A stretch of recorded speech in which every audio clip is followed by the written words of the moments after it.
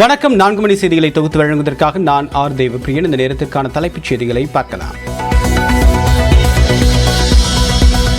சென்னை அடுத்த இருங்காட்டுக்கோட்டையில் தொடங்கியது formula 4 car பந்தயம். முதல் போட்டியில் வெற்றியை வசமாக்கியது கோவா அணி.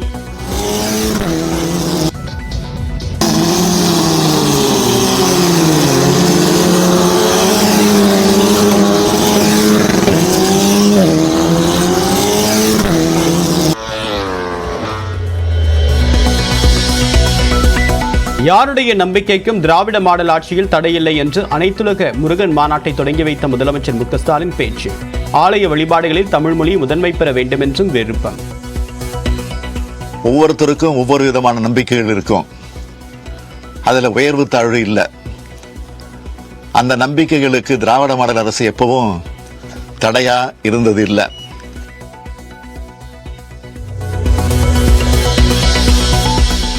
முத்தமிழ் முருகன் மாநாட்டில் பங்கேற்பவர்களுக்கு 3 வேளையும் அறுசுவை உணவு, 15 வகையான உணவுகளுடன் 3 லட்சத்திற்கும் அதிகமானோருக்கு விருந்து.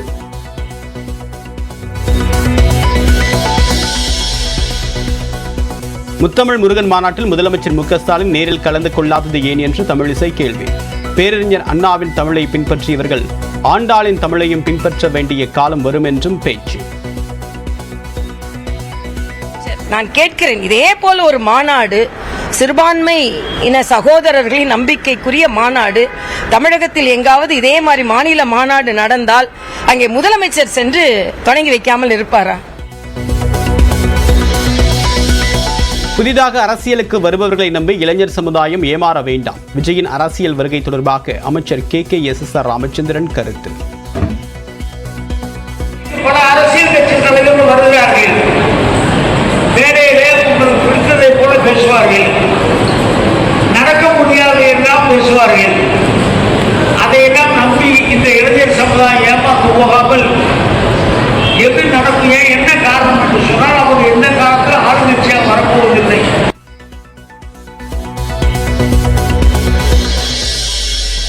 மயிலாடுதுறை மாவட்டம் திருவலாங்காட்டில் உள்ள வெடிக்கிழங்கில் விபத்து. கர்ணன் என்ற 30 வயது இளைஞர் உயிரிழப்பு, 3 பேர் படுகாயம்.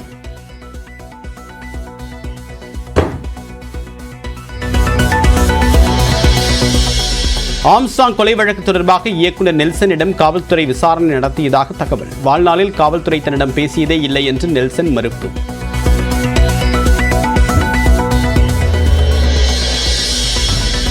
ஆம்ஸ்ட்ராங் கொலை வழக்கில் தேடப்பட்டு வரக்கூடிய சம்போ செந்திலின் புதிய புகைப்படங்கள் கிடைத்தன. விசாரணை நடத்திய தனிப்படை காவல்துறையிடம் புகைப்படங்களை வழங்கினார் சம்போ செந்திலின் முன்னாள் மனைவி.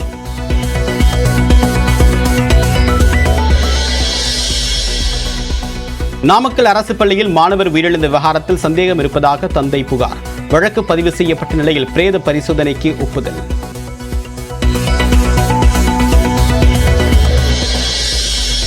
குற்றவாளிகளை காப்பாற்ற வேண்டிய அவசியம் தங்களுக்கு கிடையாது என்று புதுக்கோட்டையில் அமைச்சர் ரகுபதி பேட்டி. கிருஷ்ணகிரி மாணவி வன்கொடுமை வழக்கில் கைதான சிவராமன் உயிரிழந்த விவகாரத்தில் குழப்பம் ஏற்படுத்த சிலர் முயற்சிப்பதாகவும் விமர்சனம். ஒருத்தர் மருத்துவமனையில் இறந்திருக்கிறார். அவர் கைதாவதற்கு முன்பாலே விஷம் சாப்பிட்டு இருக்கிறார். இன்னொருவர் விபத்தில் இறந்திருக்கிறார், ஸ்கூட்டர் விபத்தில் இறந்திருக்கிறார். எனவே ரெண்டும் வெவ்வேறு, ஆனால் ஒரே குடும்பத்தைச் சேர்ந்ததால் அதை முடிச்சு போட்டு பார்க்கிறார்கள். இதுவும் ஒட்டத்தலைக்கும் முழங்காலுக்கும் போடுகிற முடிச்சு தான்.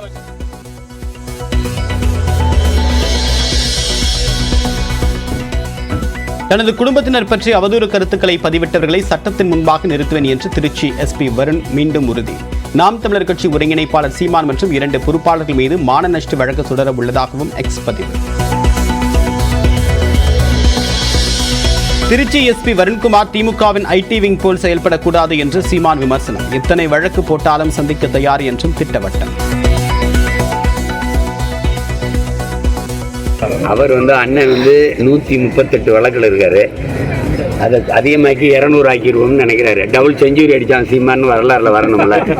நீங்க ஐபிஎஸ்ஸா இயங்கணும், திமுகவின் IT விங்கில் வேலை செய்யக்கூடாது. திருவண்ணாமலை மாவட்டம் செய்யாறு அருகே தனியார் பேருந்தும் வேனும் மோதி விபத்து. காயமடைந்த 30 பேர் காஞ்சிபுரம் அரசு மருத்துவமனையில் அனுமதி.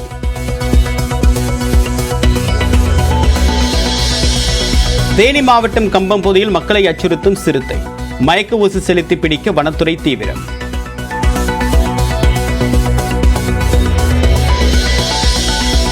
ஹைதராபாத்தில் ஏரி நிலத்தை ஆக்கிரமித்து கட்டியதாக நடிகர் நாகார்ஜுனாவின் கன்வென்ஷன் சென்டர் இடித்து தரைமட்டம். 1 இன்ச் நிலத்தை கூட ஆக்கிரமிக்கவில்லை என்று முறையான பட்டா இருப்பதாகவும் நாகார்ஜுனா விளக்கம். கம்பம் நகரில் பதுங்கியுள்ள சிறுத்தையை மயக்க ஊசி செலுத்தி பிடிக்க வனத்துறையினர் தீவிரம் காட்டி வருகின்றனர். விவரங்களோடு நேரடி செய்தியாளர் பழனிக்குமார், இது போன்ற முயற்சிகள் மேற்கொள்ளப்பட்டு வருது. மக்களுக்கு உரிய பாதுகாப்பான எச்சரிக்கை கொடுக்கப்பட்டிருக்கா? நிச்சயமாக தேவப்பிரியன், அதாவது தேனி மாவட்டம் கம்பம் நகர் பகுதியில் உள்ள 1வது வார்டுக்குட்பட்ட கோம்பை ரோடு பகுதியில் இன்று காலை சிறுத்தையின் நடமாட்டம் இருப்பதைக் கண்டு அப்பகுதியினர் வனத்துறையினருக்கு தகவல் தெரிவித்தனர். சம்பவ இடத்திற்கு விரைந்து வந்த வனத்துறையினர் சிறுத்தையின் நடமாட்டத்தை ஆய்வு செய்து கொண்டிருந்த போது திடீரென புதரில் பதுங்கி இருந்த சிறுத்தை வனத்துறை ஊழியர் ஒருவரை தாக்கியது. இதில் காயமடைந்த அவர் மருத்துவமனையில் அனுமதிக்கப்பட்டு சிகிச்சை அளிக்கப்பட்டார். தொடர்ந்து சிறுத்தையின் நடமாட்டத்தை கண்காணிப்பதற்கு தேனி மாவட்ட வன அலுவலர் சமர்தா தலைமையிலான வனக்குழுவினர் பல்வேறு குழுக்களாக பிரிந்து சம்பவ இடத்தில், அதாவது கம்பம் கோம்பை ரோடு பகுதியில் பல்வேறு குழுக்களாக பிரிந்து சிறுத்தையின் நடமாட்டத்தை தீவிரமாக கண்காணித்து வந்தனர். அதன் தொடர்ச்சியாக தற்பொழுது வனத்துறை கால்நடை மருத்துவர்கள் வரவழைக்கப்பட்டு சிறுத்தையின் நடமாட்டத்தை அறிந்து தற்பொழுது அதனை மயக்க ஊசி செலுத்தி பிடிப்பதற்கான பணிகளில் தீவிரமாக ஈடுபட்டு வருகின்றனர். அந்த காட்சிகளை தான் தற்பொழுது நாம் கண்டு வருகிறோம். முதலாவதாக மயக்க ஊசி செலுத்தி சிறுத்தையை பிடித்தும் சுற்றுவட்ட அந்த சிறுத்தையின் பதுங்கியுள்ள பகுதிகளை சுற்றி வலை பொருத்தப்பட்டிருக்கிறது. இவற்றில் ஏதாவது ஒரு பகுதியில் சிறுத்தை சிக்கும் பொழுது அவற்றை கூண்டில் ஏற்றி அடர்ந்த வனப்பகுதிகளுக்குள் விடும் பணிகளில் வனத்துறையினர் ஈடுபட்டுள்ளனர். குடியிருப்பு பகுதிகளுக்கு அருகாமையில் பதுங்கியுள்ள சிறுத்தை இருப்பதால் அப்பகுதி சுற்றுவட்டார பகுதியில் காவல்துறையினர், வருவாய்த்துறையினர், தீயணைப்புத்துறையினர் பாதுகாப்பு பணியில் ஈடுபட்டு வருகின்றனர். தேவப்பிரியன், தகவலுக்கு நன்றி பழனிக்குமார். ஆம்ஸ்ட்ராங் கொலை தொடர்பாக திரைப்பட இயக்குநர் நெல்சனிடம் தனிப்படை காவல்துறையினர் விசாரணை மேற்கொண்டதாக தகவல் வெளியான நிலையில் அதனை நெல்சன் மறுத்துள்ளார். பகுஜன் சமாஜ் கட்சியின் மாநில தலைவராக இருந்த ஆம்ஸ்ட்ராங் கொலை வழக்கில் சம்போ சுந்தரின் கூட்டாளியான மொட்டை கிருஷ்ணனை தனிப்படை காவல்துறையினர் தீவிரமாக தேடி வருகின்றனர். இதனிடையே மொட்டை கிருஷ்ணனும் திரைப்பட இயக்குநர் நெல்சனின் மனைவி மோனிஷாவும் கல்லூரி கால நண்பர்கள் ஆவர். மொட்டை கிருஷ்ணனிடம் செல்போனில் பேசி வந்ததால் அது குறித்து மோனிஷாவிடம் விசாரணை மேற்கொள்ளப்பட்டதாக காவல்துறை தரப்பில் தெரிவிக்கப்பட்டது.